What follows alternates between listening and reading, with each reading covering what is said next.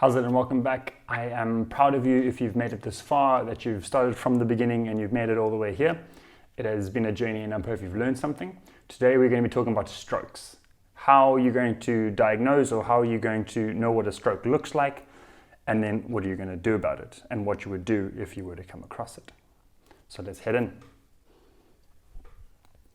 So a stroke is much like a heart attack, but it's in the brain.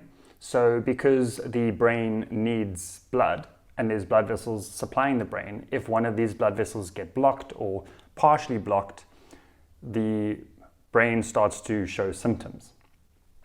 These symptoms could be a drooping mouth, it could be slurred speech, it could be all of these sort of things. There's many symptoms. You might have some of them, you might have none of them, they might be falling unconscious. So there's typically two types of strokes. One is a bleed, and the other one is a blockage.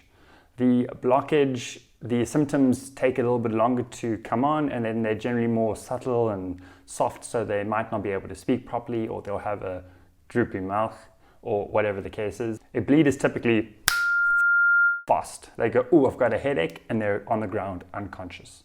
So that's typically the two different ones. What exactly is a stroke? So if it's a bleed, it means that one of the vessels inside the brain have popped, and now blood is pouring into the brain cavity, and then increases the pressure in the brain, and that causes the symptoms. A blockage is very much similar to a heart attack, where if there is a decrease in supply and there's too much demand, or if there's a complete block in the brain, that part of the brain starts to die because there's not enough blood supplying to it. There's nothing we can do as first aiders or as paramedics to fix a stroke. What we can do is get them to hospital as quick as we can, because it's just as important as a heart attack, where time is heart. When you have a stroke, time is brain.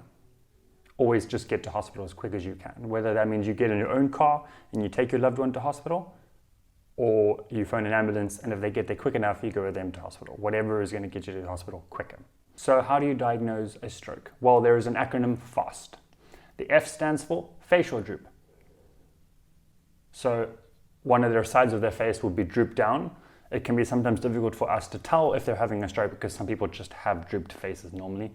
So it's important to ask the family, do they look normal? Can they smile normal? Typically you'd get them to smile.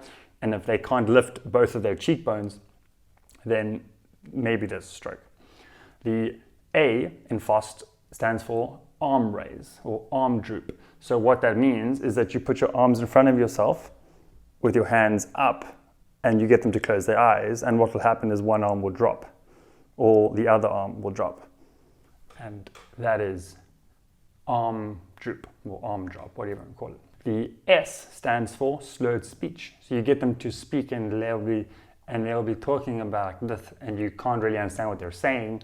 Also, once again, some people just have normal slurred speech, and you need to just check with the family or loved one, do they sound like they're speaking normal? This can also be very difficult if they're not speaking your language, and maybe they're speaking a foreign language to you and you can't even understand what they're saying. You can't tell if they're slurring. Asking their loved one if they sound normal or if they sound or look abnormal, that's a really good indicator.